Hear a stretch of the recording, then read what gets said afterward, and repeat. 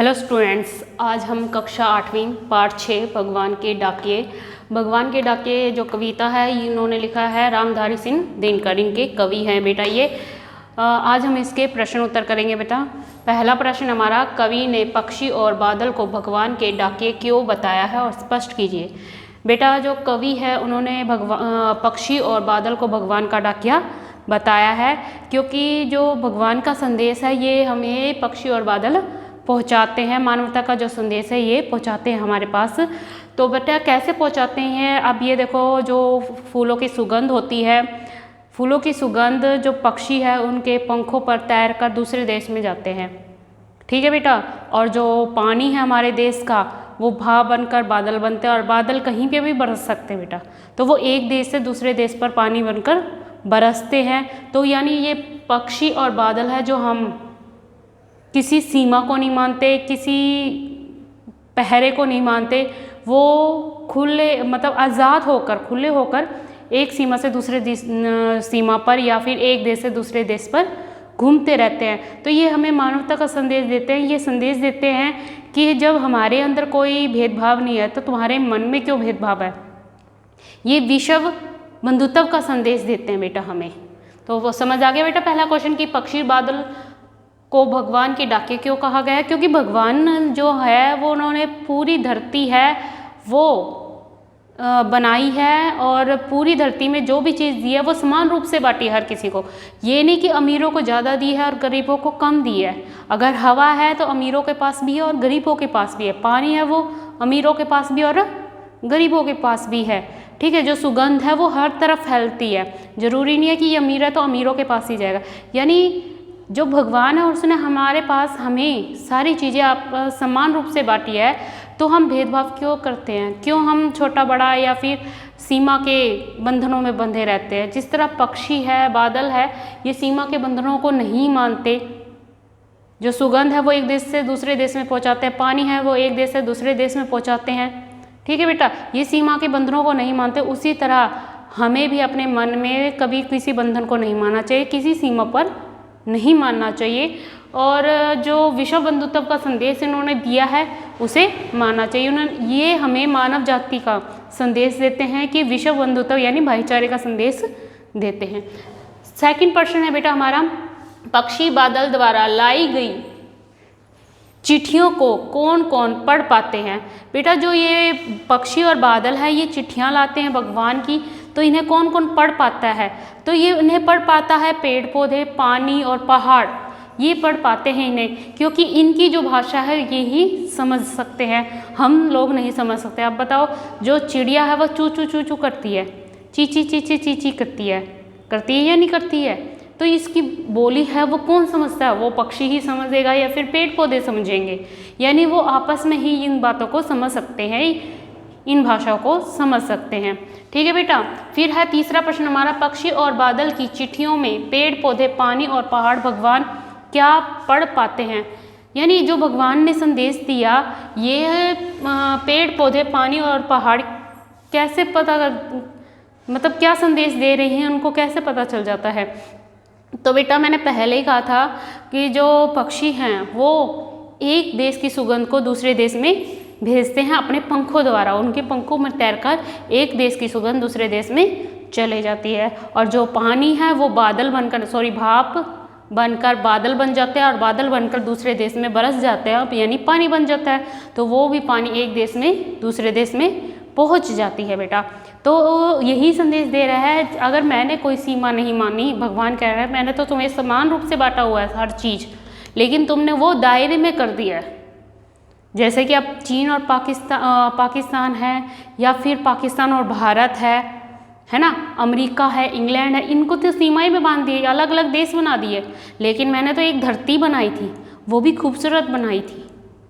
आपस में प्यार करने वाले लोग पैदा किए थे इधर, कि वो आपस में प्यार से रहें, भाईचारे से रहें। लेकिन आप लोगों ने देश के नाम पर दंगे फसाद कर दिए, भाईचारे के नाम पर दंगे फसाद कर दिए, जाति के नाम पर दंगे फसाद कर दिए। बेटा सिर्फ भगवान ने सिर्फ मानव को पैदा किया था, ये दंगे नहीं किए थे, जातिपात पैदा नहीं किया था। लेकिन हम लोगों ने इसे बना दिया। जो पक्षी हैं, जो बादल हैं या पेड़ पौधे हैं, हर देश में एक जैसे होते हैं ना। अब पक्षी, यहाँ का पक्षी वहाँ चला जाता है, क्या उनको कैद कर लेते हैं? कैसे पता चलेगा कि वो दूसरे देश का पक्षी है? नहीं कर सकते। ठीक है, तो वो यही संदेश हमें दे रहे हैं, मैंने एक समान सभी को हर चीज़ बांटी है, तो तुम भी एक समान ही रहो, भेदभाव मत करो। जो विश्व बंधुत्व मैंने तुम्हें सिखाया है उस पर चलो। ठीक है बेटा, आगे हमारा चौथा क्वेश्चन, एक देश की धरती दूसरे देश को सुगंध भेजती है, क्या है इसका कथन? बेटा मैंने सारे क्वेश्चनों में पहले और तीसरे क्वेश्चन में वही चीज़ बताई है, और इसी क्वेश्चन में यही चीज़ आएगी कि जो धरती है, जो पक्षी है और जो बादल है, वो एक भगवान का संदेश दे रहे हैं।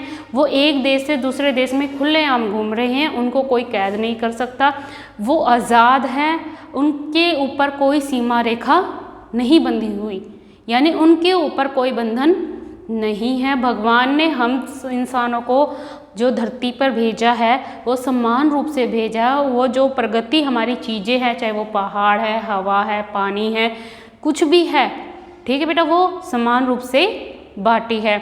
अब जो एक देश की सुगंध है, फूल की जो खुशबू है, वो दूसरे देश में पक्षी द्वारा भेजी जाती है। जो पानी है वो एक देश में भाप बन जाता है, फिर बादल बनते हैं, फिर बादल बनकर कहीं और बरसते हैं, तो वो पानी बन जाता है। ठीक है ना बेटा, यानी एक देश का पानी दूसरे देश में चला जाता है, यूज होता है। यानी ये आपस में क्या सिखा रहे हैं हमें? भाईचारा सिखा रहे हैं, आपस में रहना सिखा रहे हैं। इनके ऊपर कोई सीमा नहीं है, तो हमारे ऊपर क्यों सीमा है? यानी वो यही कह रहा है, हमने अपने मन से कभी भी भाई बंधुत्व का विलुप्त नहीं किया, यानी ख़त्म नहीं किया, तो तुम भी अपने मन में भाईचारे को अपनाओ। तुम इस बंधन से मुक्त हो जाओ, कोई भी सीमा मत मानो, यानी इस धरती को मत बांटो। भगवान ने एक धरती दी है, एक जैसी हर चीज़ दी है, हर किसी को बांटी है। जब उसने कोई भेदभाव किया ही नहीं, तो तुम क्यों करते हो कि इन सीमाओं में बांधते हो हमें? क्यों अपने आप को इन सीमाओं में बांधे हुए हो? जो विश्व बंधुत्व का जो रास्ता भगवान ने हमें दिया है, हमारे जो ऋषि मुनि हैं उन्होंने हमें दिया है, उसे अपनाओ। बेटा इस लेसन में ये जो हमारा पाठ है भगवान का डाकिए, भगवान के डाकिए, जो हमारे रामधारी सिंह दिनकर जी ने लिखा है, इसमें सिर्फ हमें पूरे कविता में सिर्फ एक ही संदेश मिलता है कि जो प्रकृति चीज़ें हैं वो प्रगति ने हमें समान रूप से बांटी है, यानी जो भगवान है उसने हमें समान रूप से बांटी है, उसके पर कोई सीमा बंधन नहीं है। यानी गरीबों को कम या अमीरों को ज़्यादा, या गरीबों को ज़्यादा और अमीरों को कम, या फिर कुछ भी हो, ऐसा कुछ नहीं कर रखा उसने। हर चीज़ समान रूप से बांटी है। बस हम ही लोग हैं जो सीमा के बंधनों को मानते हैं। सीमा यानी भारत और पाकिस्तान, चीन और पाकिस्तान, या अमेरिका, इंग्लैंड, लंदन, ये करते रहते हैं कि ये उसकी सीमा लगी हुई है, ये इसकी सीमा लगी हुई है। हम सब सीमा में बंधे हुए हैं, लेकिन जो ये पक्षी, पशु या बादल, ये पहाड़, ये किसी सीमा में नहीं बनते। जो पक्षी है वो खुलेआम घूमते हैं, यानी उनके लिए कोई सीमा नहीं है, कोई बंधन नहीं है। तो वही कह रहा है कि जो तुम्हारे अंदर बनना है, यानी तुम्हारे मन में जो भेदभाव है उसे ख़त्म करो, अपने मन का भेदभाव ख़त्म करो और आपस में भाईचारे से रहो, प्यार से रहो। बेटा ये हो गए इसके क्वेश्चन आंसर, और इस वीडियो को ध्यान से देखें और सुने ताकि आपको ये क्वेश्चन आंसर अच्छी तरह से याद हो सके बेटा। थैंक यू बेटा, टेक केयर बेटा।